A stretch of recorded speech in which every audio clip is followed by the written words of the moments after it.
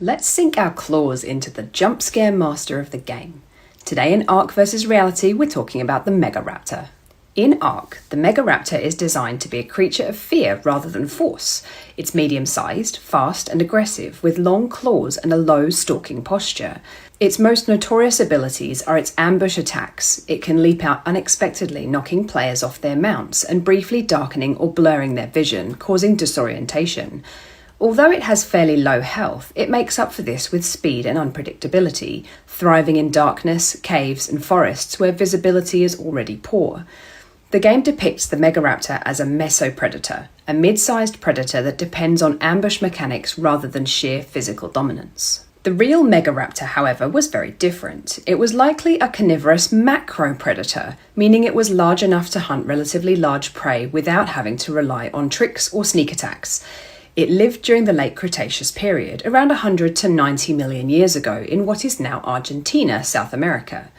Instead of being the size we see in the game, it was a large theropod dinosaur, reaching around 6 to 7 meters in length. Despite its name, Megaraptor was not a true raptor. Real raptors, such as Velociraptor, belong to a group called dromaeosaurs and are defined by a large sickle-shaped claw on the foot. Megaraptor had no such foot claw. Instead, its most distinctive feature was a massive claw on its hand, specifically the thumb. The name Megaraptor, meaning giant thief, was derived from Greek and Latin and was given by paleontologist Fernando Novas in 1998. At the time, the roughly 30-centimeter long claw was mistakenly believed to belong to a gigantic relative of Velociraptor. Later fossil discoveries corrected this interpretation, showing that the claw belonged to the hand and that Megaraptor belonged to a different group of large predatory theropods, possibly related to early tyrannosaurs.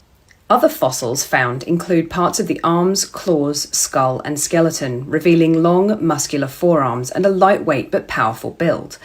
These remains suggest Megaraptor used its arms to slash, grip and restrain prey. Evidence from related species also suggests it may have been partially feathered. Tell me about your experience with the Megaraptor and follow along for the next episode.